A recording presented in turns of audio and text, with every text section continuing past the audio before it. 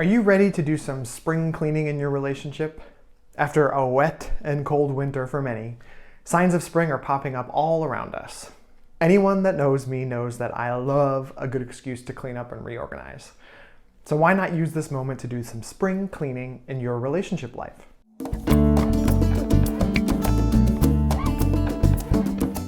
Hi, my name is Tom Brewitt. I'm a licensed marriage and family therapist with a practice in California and Colorado. I love helping gay couples deepen and nurture their relationships. Strong relationships create strong communities. All right, back to spring cleaning.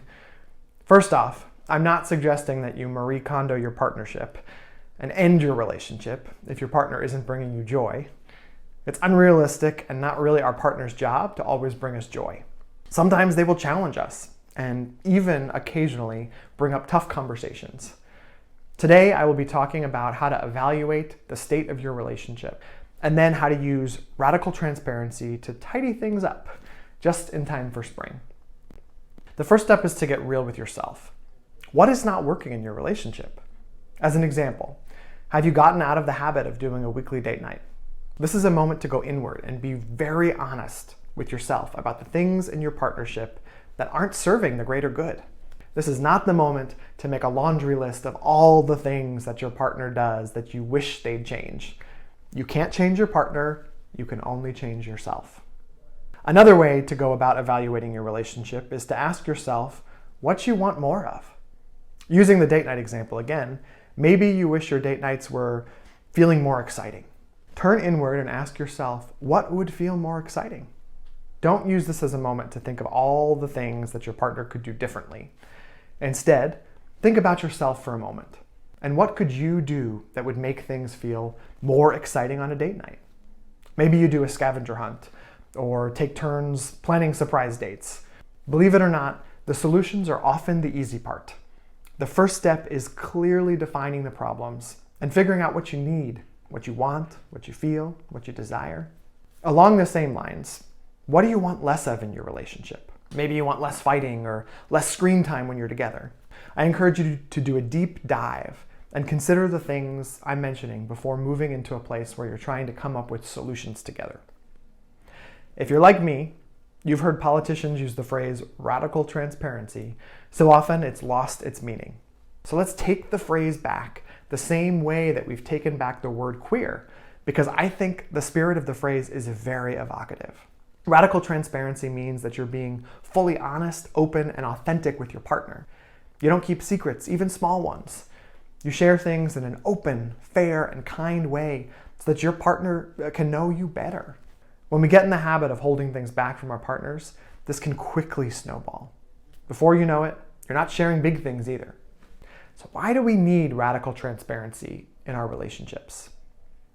If you want your relationship to thrive, it's important for there to be a strong foundation of radical transparency. How does this apply? So think back to the questions we were exploring earlier together. After you've had time to do some self-reflection and consider what you want more of or less of in your relationship, it's time to think about sharing those findings with your partner. Make sure it's a good time for them to listen and be as honest and as candid as you can be about your findings. My mentors, Ellen Bader and Peter Pearson, who created the developmental model, have a great question that can help with the process of radical transparency. They call it the question of attunement. It's a way to explore how comfortable you are taking risks, being honest, and giving and getting feedback from your partner. There's a lengthier version of this question that I often help couples explore in couples therapy, but here's an adaptation that you can try on your own. I recommend using this question in a moment of open and honest conversation. Don't try this mid-fight or even during a makeup of a conflict. All right, are you ready for the question? What can I do this week to make your week go a little bit better? I'm going to repeat this again because I think it's such a great question. What can I do this week to make your week go a little bit better? Listen to the response, consider it, and if you can make it happen, make it happen. It's a way to invest in your relationship and renew your bond. It's a way to ensure that it will be a beautiful spring, using the analogy that we've been exploring today.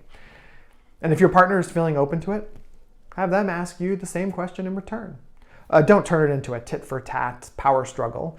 Instead, use this as an exercise to bring you closer together and get more comfortable giving feedback to one another. Feedback that is radically transparent and kind, of course. All right, so what are the action steps from this conversation today? First, do a self-inventory of your relationships. What do you want more of? What do you want less of?